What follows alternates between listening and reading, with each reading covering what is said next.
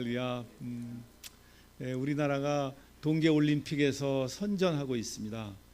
이 선수들끼리 조금 호흡이 안 맞아서 아쉬운 면도 있었지만 그래도 금메달도 따고 컬링, 이거 여자 컬링이 대단합니다. 그래서 참 자랑스러운데 이 동계올림픽의 이 모든 결과가 이게 우리들에게 주는 메시지가 있습니다. 너희는 이 세상을 살아가는 믿음의 용사들이다. 그래서 믿음의 선한 싸움을 싸워야 된다. 근데 그 메달을 따는 사람, 승리의 면류관을 받는 사람들은 관중석에서 응원하는 사람이 아니라 운동장에서 달리기 하는 사람이라는 거죠. 국민들이 아무리 응원을 해도 기분이 좋지 자기에게 메달이 떨어지는 건 아니에요. 누가 메달을 받느냐? 운동장에서 다름질하는 선수가 이제 메달을 따는 겁니다. 그래서 부흥사경회는 하나님의 말씀을 듣는 가운데 우리의 마음이 뜨거워지고 새로워져서 이제 나도 구경꾼이 아니라 운동선수가 되겠다. 한번 따라해 보세요. 나도 구경꾼이 아니라 선수가 되겠다. 지금까지는 구경꾼 많이 했어요. 누구는 어떻게 한다, 누구는 어떻게 한다, 어떤 선수는 어떻다, 어떤 선수는 어떻다. 이 관전평을 하면서 점수를 매기면서 그렇게 했는데 이제는 점수 매기고 앉아있는 관중석에 앉아있는 구경꾼이 아니라 우리 모두가 다 좁은 길 교회라는 이 운동장에 다 내려와야 됩니다. 그래서 관중석에는 아무도 없어요. 모두가 다 선수가 되는 거야.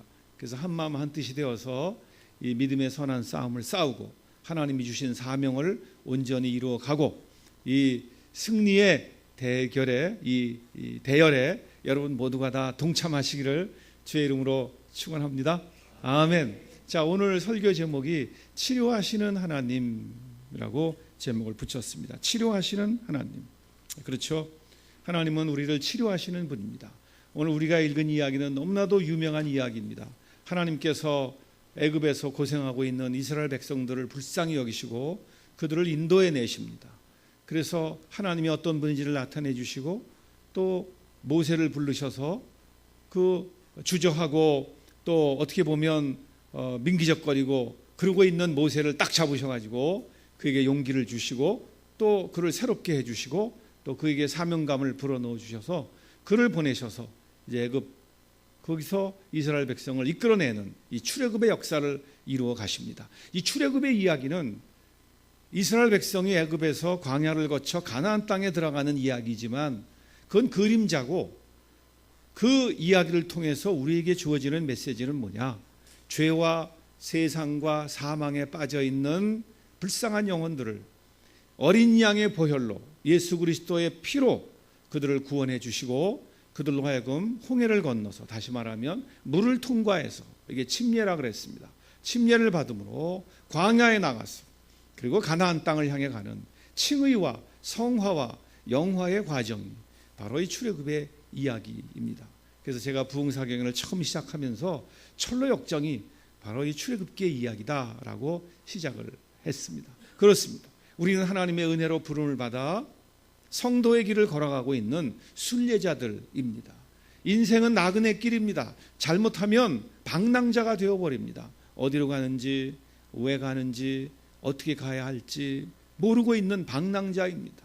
그러나 하나님은 우리를 순례자로 바꾸어 주셨어요. 우리가 왜 사는지를 압니다. 무엇을 위해서 살아야 할지를 알고 우리 인생의 마지막이 어디인지도 압니다. 천국을 소망으로 삼고 하나님의 품을 소망으로 삼고 그 아름다운 하나님의 나라를 바라보면서 이 땅을 살아가고 있는 거예요. 그래서 우리 모두에게는 하나님의 약속이 있고 하나님의 인도하심이 있고 또 하나님의 섭리 가운데 하나님의 경륜을 이루어가는 이 믿음의 여정이 있는 겁니다. 내 나이가 어떻게 되었든 내가 직업이 무엇이든 내가 어느 동네에 살든 내 성씨가 어떻든 그 모든 걸 초월해서 우리는 하나님의 순례자로서 이 믿음의 행진을 계속해 나가야 됩니다. 그런데 그 믿음의 행진이 광야길이에요. 광야길. 오늘 성경이 이렇게 얘기합니다. 15장 22절 모세가 홍해에서 이스라엘을 인도하며 그들이 나와서 어디로 들어갔습니까? 수로 광야로 들어갔다. 수루 광야로 들어갔어. 아마 어쩌면 이스라엘 백성들의 마음이 들떠 있었을 거예요. 야, 그 지긋지긋하던 애굽을 떠났어. 이제 하나님께서 인도하시고 구름 기둥과 불 기둥으로 우리를 보호해 주시면서 우리로 하여금 홍해를 건너게 하시고 가나안을 약속해 주시고, 그러니까 이제 우리 앞날은 창창하다. 모든 게 다 활짝 열렸다. 이제 우리 식은 죽 먹기다. 그럴까요? 출애굽의 과정이, 가나안을 향해 가는 이 길이 그렇게 쉽고 그렇게 누워서 떡 먹기처럼 쉬울까요? 아닙니다. 성경은 그 과정이 광야길이라고 얘기를 했어요. 광야길이라. 만만치 않습니다. 이 땅을 믿음으로 살아가는 것, 우리의 생애를 하나님 앞에 들여서 하나님의 뜻을 이루면서 살아가는 것, 이게 광야길이에요. 광야에는 뭐가 있습니까? 사나운 짐승이 있고 대적들이 기다리고 있습니다. 무엇보다도 그 광야의 외로움과 그 광야의 목마름이 있습니다.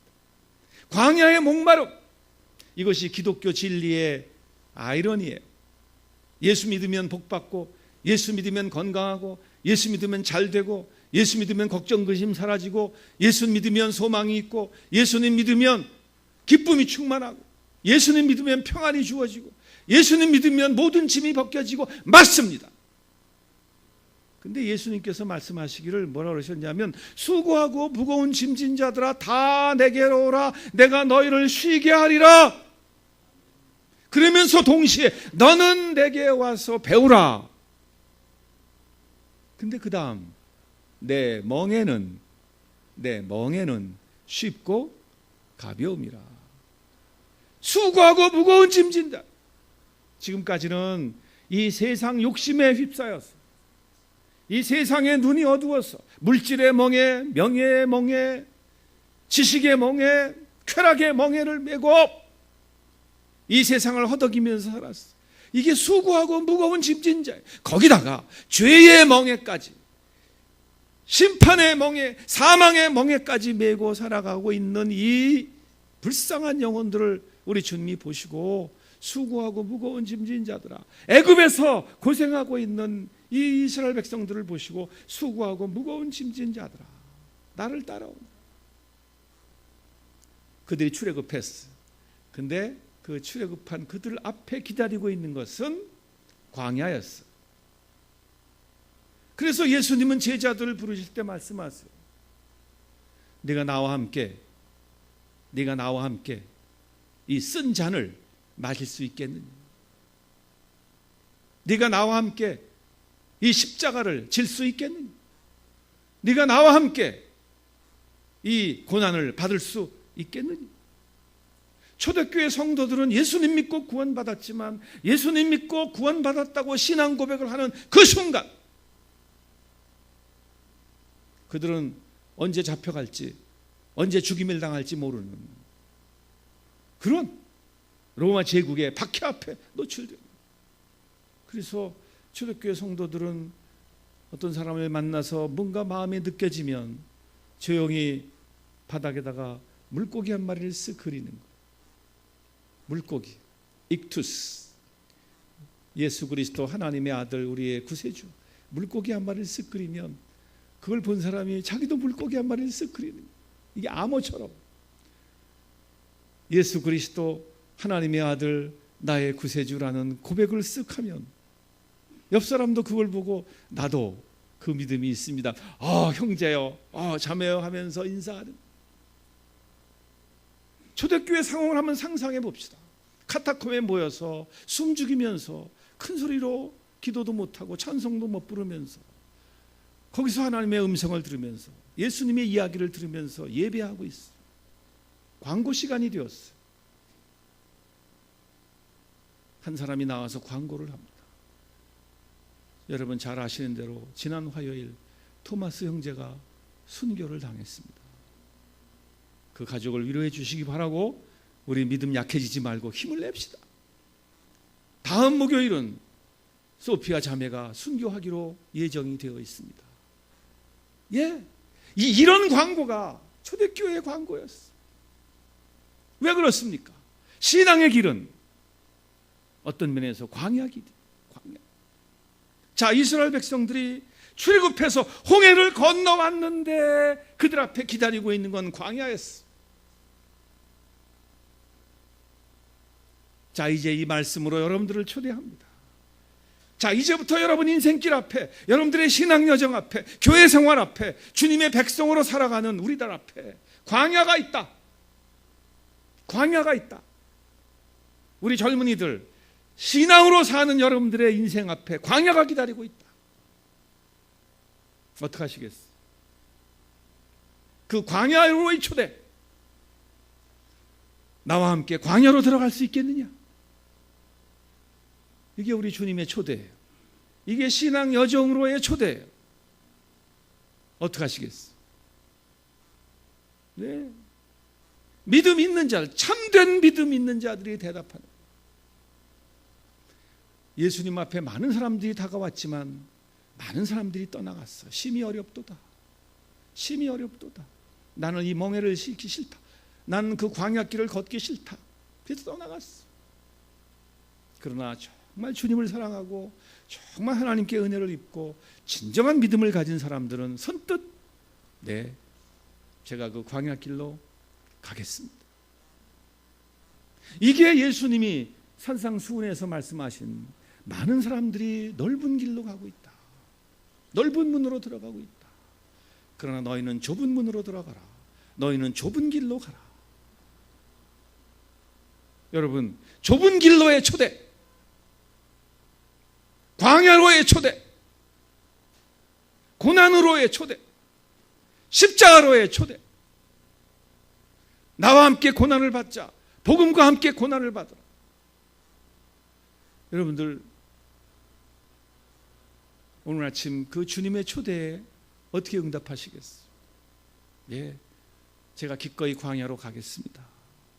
오늘 이스라엘 백성들이 수루 광야로 들어갔어. 그들은 홍해를 건넌 후에 홍해 저쪽에 물살 속에 멸망해가는 애굽의 군대를 바라보면서 그 바닷물이 다시 합쳐지는 그 엄청난 모습을 보면서 강 건너 저쪽, 바다 건너 저쪽 애굽 땅을 건너다 보면서 홍해 바다를 건넌 이쪽으로 건너온 그 감격을 그들은 찬송했어. 이게 출애굽기 15장에 나오는 이 구원 찬송입니다. 그 감격, 그 찬송이 끝나자마자 출발! 광야로 출발! 이게 신앙인의 실존적 모습이에요. 광야로 들어가자. 광야로 들어가자. 지금까지는 은혜였고 구원이었고 해방이었고 자유였고 기쁨이었고 소망이었어요. 그러나 이제부터는 광야에, 광야로 들어가야 돼요. 기독교가 광야의 정신을 붙잡고 있을 때는 부흥했어요. 역설적으로. 그러나 기독교가 광야의 특성을 내려놓고 잘 먹고 잘 살고 부유하고 풍성하고 그쪽으로 마음이 빼앗겼을 때 기독교는 여지없이 추락하고 말았어. 어쩌면 한국교회가 지금 우겨쌈을 당하고 있는 거. 욕을 먹고 명예가 떨어지고 반목하고 많은 성도들이 무기력한 신앙생활을 하고 있고 많은 주의 종들이 손가락질을 당하고 기독교의 신뢰도가 바닥을 치고 왜 부끄러운 일이 많이 생길까? 가장 큰 이유가 뭘까요? 광야의 정신을 광야로 들어가기를 거부하고 있는 것. 광야길을 싫어하는 것. 그러나 우리는 광야로 들어갈 수 있는 성도가 되어야 돼요. 하나님의 백성이 걸어야 할 길은 광야길이, 광야로의 초대. 이것이 오늘 주님께서 우리를 향해 부르시는 거예요. 광야에는 목마름이 있습니다. 목마름이 차가웠어. 그들이 사흘길을 걸었는데 목이 말라요. 물. 근데 우물이 하나 나왔어. 우물이 하나 나왔어. 와, 우물이다. 여러분, 광야에서 3일 동안 목이 말랐는데 우물이 나왔어요. 얼마나 좋아요. 그래서 우물을 한번 떠먹어 봤더니 써요. 쓴 물이에요. 쓴 물. 그래서 그들이 그 이름을 마라라고 불렀어요. 마라는 쓰다, 고통스럽다, 괴롭다 이런 뜻이에요. 마라, 쓰다. 광야의 목마름 속에 우물을 발견했는데 쓴 물이더라. 이 쓴맛. 제가 성지순례를 가서 안내하는 사람이 한참 홍해바닷길을 달리더니 어느 모래밭에 차를 멈추었어. 그래서 저기 한 100m쯤 떨어진 곳에 모세의 우물이 있습니다. 바로 이거예요. 마라의 우물이라고 일컬어지는 그 우물이 있다는 거예요. 그래서 가보았습니다. 둘레가 한 10m 정도 이렇게 둥그런 모래 구덩이입니다. 밑에 보니까 물이 조금 있어요. 그래서 뭐 설명을 합니다. 홍해 바다가 풍랑이 일거나 바람이 세게 불면 바닷물이 모래 언덕을 휙 넘어와 가지고 여기 이렇게 고여 있다가 그 바닷물이 가라앉고 또 가라앉고 오랜 세월이 지나 모래바닥 밑에 바닷물이 오랫동안 쌓여 있는, 그래서 수분은 다 날아가고 쓴맛만 남아 있어서 그 우물물은 쓴맛이 납니다. 그런 설명이에요. 아무튼 뭐 그렇게 꺼니 해가지고 제가 진짜 쓸까 궁금해가지고 우물 밑으로 내려갔죠. 그래서 우물 밑에 내려가가지고 손가락으로 찍어서 한번 맛을 보았습니다. 제가 이 모세 우물의 우물 맛을 본 사람입니다.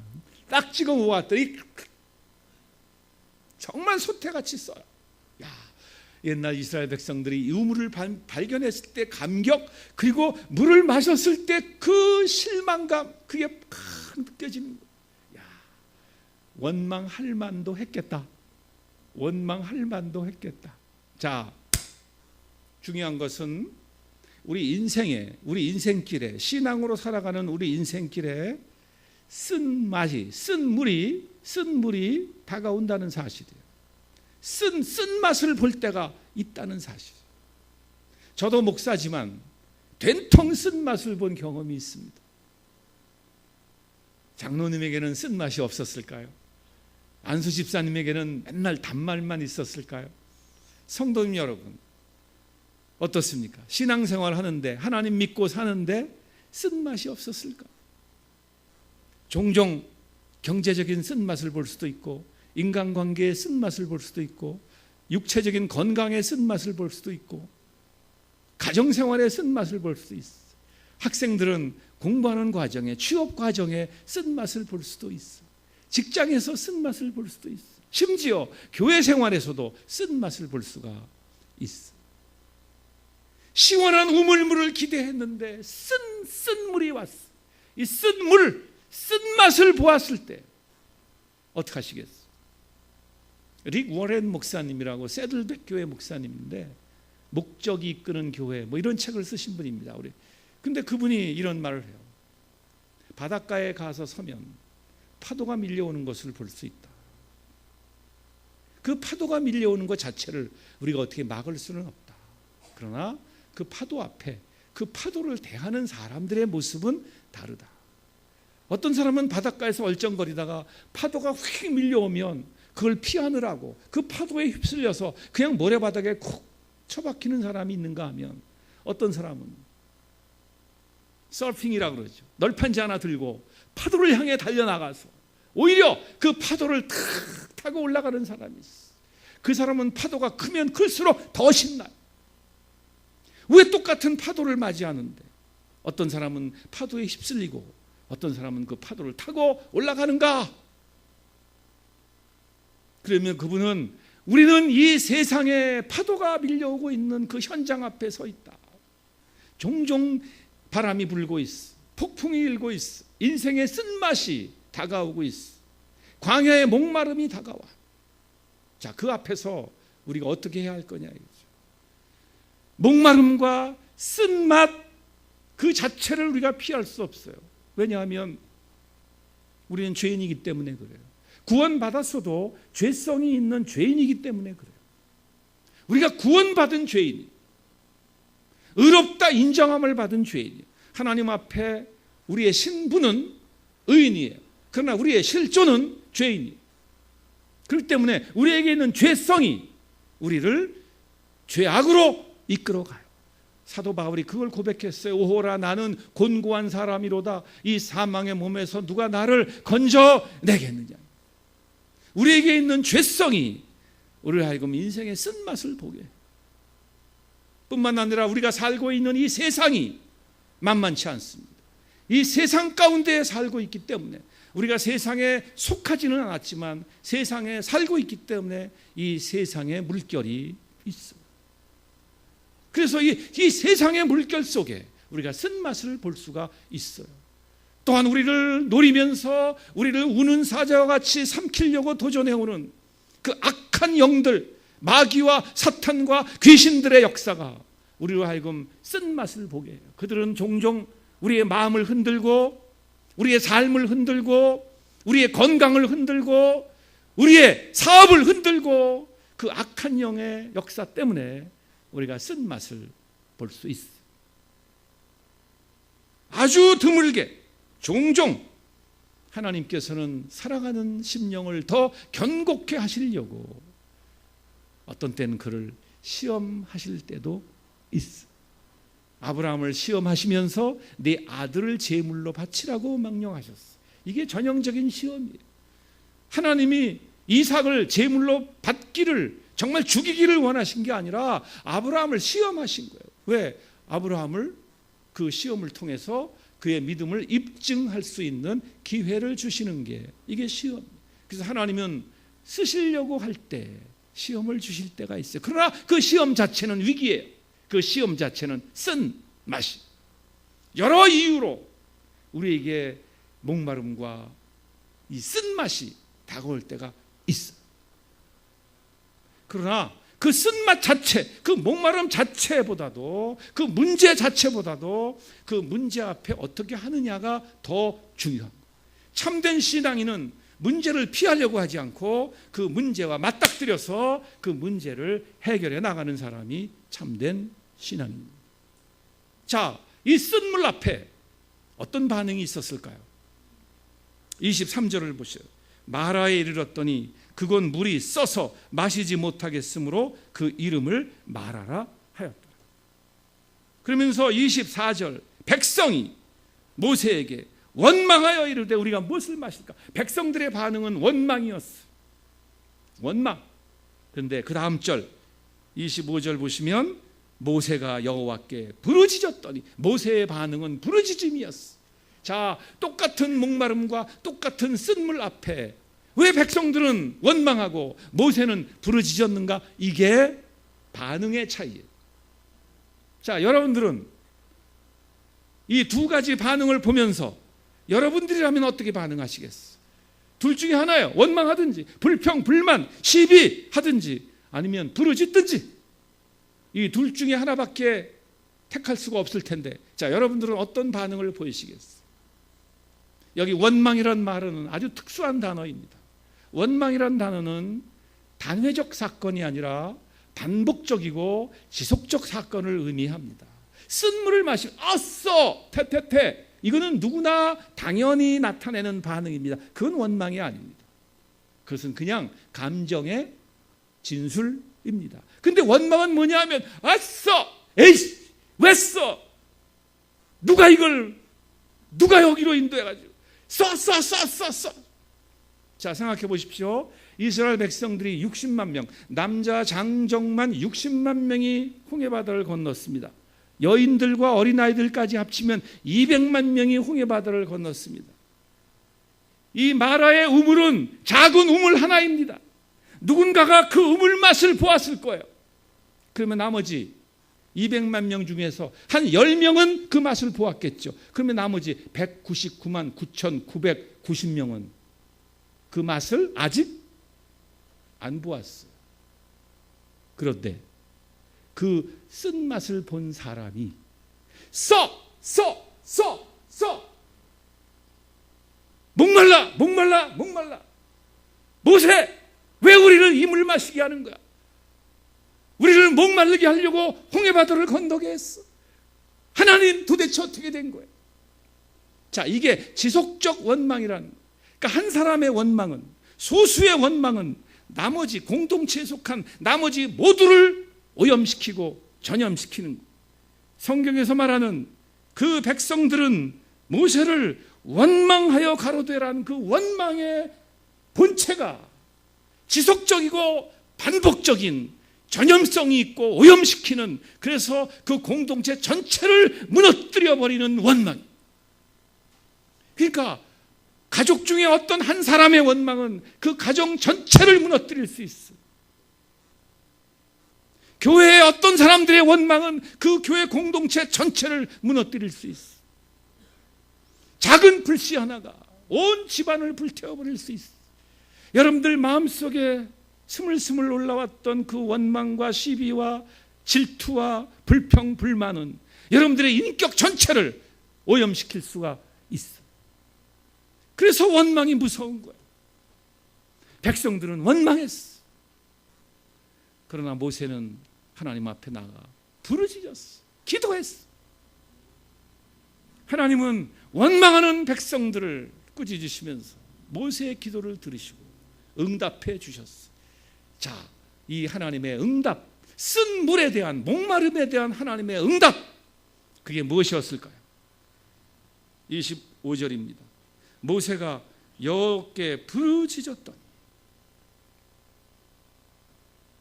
여호와께서 그에게 한 나무를 지정하셨어.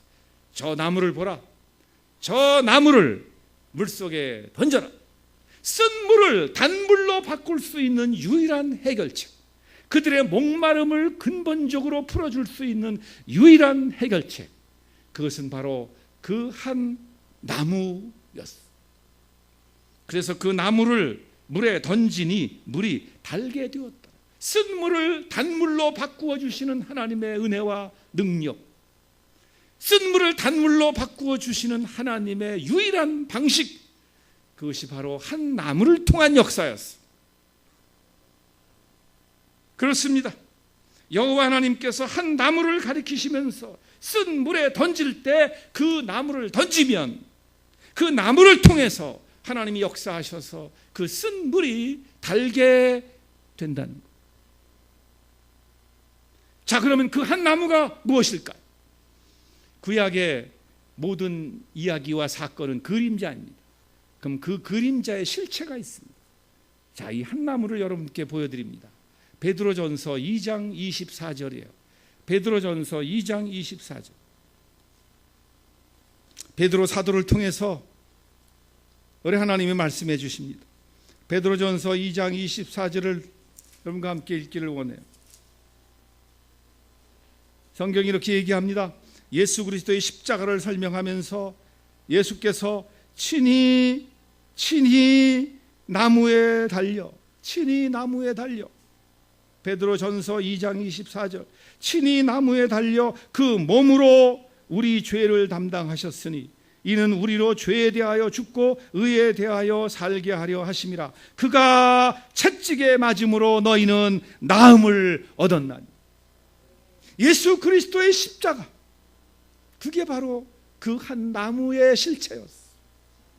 예수님의 십자가, 그 십자가의 보혈, 그 십자가의 고난, 그 십자가를 통해 이루신 대속 사건, 그 십자가를 지시고 부활하신 주님의 능력, 그 십자가가 죄로 말미암아 상처받고 죄로 말미암아 심판과 멸망 가운데 있던 저와 여러분들을 구원해내는 은혜의 통로가 돼요.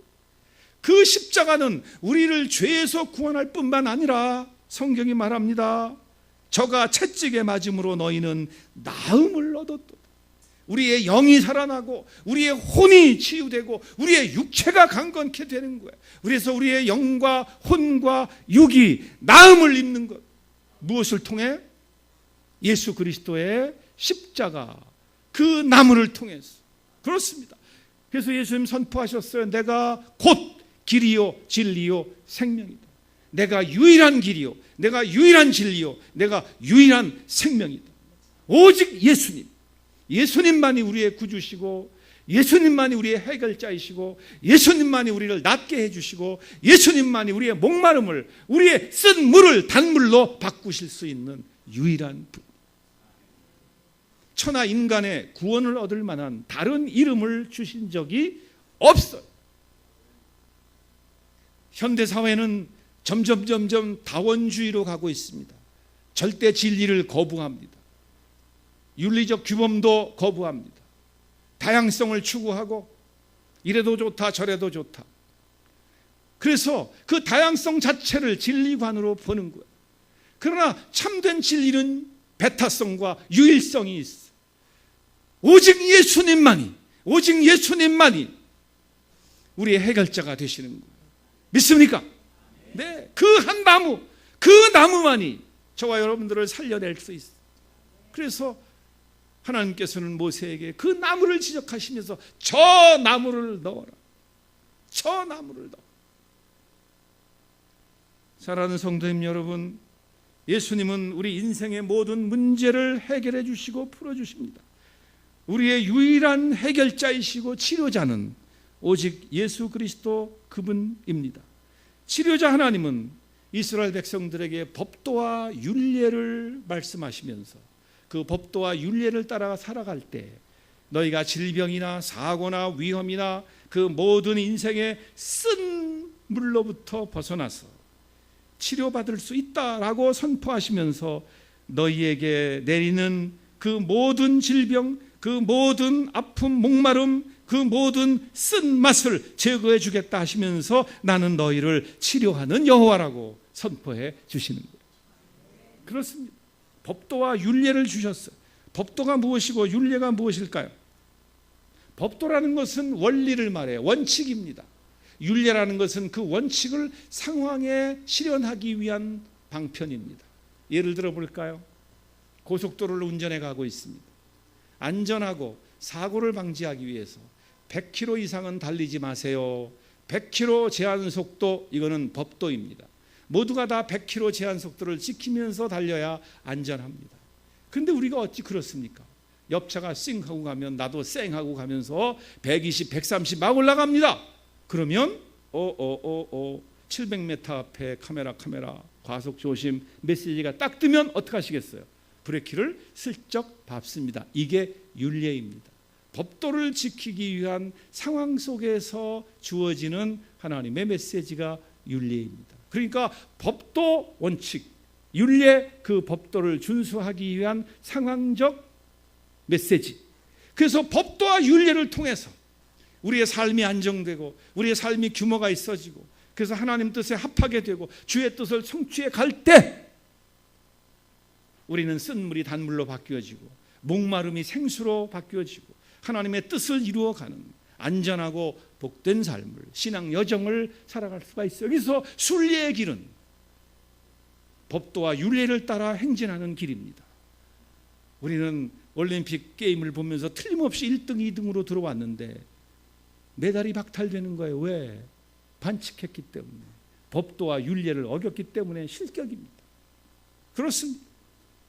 우리의 신앙 여정이 바로 법도와 율례를 따라 살아갈 때 치료하시는 하나님의 은혜를 입을 수가 있는 것이죠. 사랑하는 성도님 여러분, 우리는 이 출애굽의 초기에 광야로 발걸음을 내딛는 이스라엘 백성들 앞에 나는 너희를 치료하는 여호와다라는 이 하나님의 말씀, 쓴물을 단물로 바꾸어 주시고 그리고 목마름을 생수로 채워주시는 이 하나님의 은혜의 모습을 보면서 바로 이 출애굽기 5장 22절부터 27절까지에 있는 이 모습이 40년 광야 생활 동안 반복적으로 나타나는 것.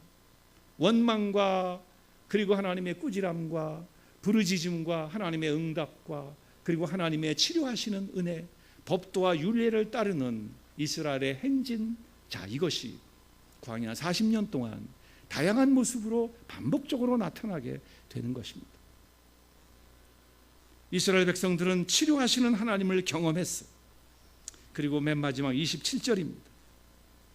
그들이 엘림에 이른, 이 마라에서 엘림까지는 거리가 그렇게 멀지 않습니다. 대략 한 10km 내외, 그러니까 한 서너 시간이면 도착할 수 있는 거리입니다. 저희가 성지순례를 가는데 금방 마라의 쓴맛을 보았어요. 근데 버스 탑시다 그러고 자리에 앉아 안전벨트를 매기 전에 잠깐 내리세요. 내려보니까 여기가 엘림이라는, 엘림이라는 곳은 마라에서 얼마 안 떨어졌어. 그죠? 모퉁이 하나만 돌아서면 엘림이에요. 근데 엘림에 가니까 생수가 터지는 우물이 12개가 있고 풍성한 과실이 맺혀 있는 나무가 70그루가 꽉 차 있어. 아주 엄청난 오아시스가 있는 거예요. 이스라엘 백성들이 홍해를 건너 목마름 속에 우물물을 발견했어. 맛을 보니까 쓴 물이에요. 그래서 마라라 그랬어. 원망하고 불평하는 그들에게 이것이 마라다. 제가 그 마라라는 명칭을 묵상해 보았어요. 하나님께서 그러시는 것 같아요. 쓴 물이냐? 쓴 맛이냐? 그래. 그래도 원망하지? 불평하지? 낙심하지? 실망하지? 아멘? 네. 비록 인생의 쓴맛이 와도 목마름이 와도 여러분 실망하지 마십시오. 누구를 원망하지 마십시오. 불평불만하지 마십시오. 왜 그럴까요? 요 고비만 싹 넘어가면, 저 산모퉁이만 넘어가면 거기 뭐가 기다리고 있어요? 엘림이 기다리고 있어요. 엘림이 기다리고 있어요. 그러니까 마라의 쓴물이 왔다는 것은 무슨 사인일까요? 멀지 않아? 엘림이 있다라는 겁니다. 여러분 인생길에 실패가 찾아올 거예요. 낙심된 일이 생길 거예요. 속상한 일이 생길 거예요. 정말 쓴맛이 찾아올 거예요. 어쩌면 지금 그 쓴맛을 한참 보고 있을지도 모르겠어. 그러나 기억하세요. 그 모퉁이만 돌아서면 조금 숨을 가다듬으면서 한번 힘을 내어 조금 앞으로 나아가면 거기에 뭐가 있다고요? 엘림이 있어. 엘림이 있어. 어쩌면 이 민족이 지금 쓴맛을 보고 있는지도 모르겠어. 북핵의 위협, 정치적인 위기, 기독교가, 한국의 기독교가 지금 한참 쓴맛을 보고 있을지 모르겠어. 어쩌면 우리 교회가 쓴맛을 보고 있을지 모르겠어. 그러나 조금 인내하십시오. 조금만 힘을 내십시오. 조금만 앞으로 더 나가십시오. 그럼 거기에 엘림이 있어. 엘림이 있어. 옛날 서부 영화 황야의 무법자, 거기 거의 끝 무렵에 건맨들이 둘이 광야를 지나갑니다. 처음에는 말 타고 갔다가 말도 지치고 사람도 지치고 그러니까 말꼬리 잡고 막 이러고 광야길을 건너가. 바람 부는 모래 언덕을 지나가 보니까 거기 황량한 들판에 공동묘지가 나왔어요. 공동묘지. 그러니까 한 사람이 투덜거리면서 얘기합니다. 많은 사람들이 이 광야를 지나가다가 다 죽었구만. 그래서 다 여기 묻혔구만.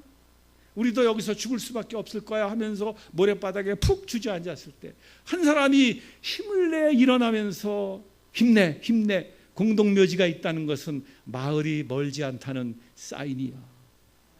저는 그 영화의 대사를 보면서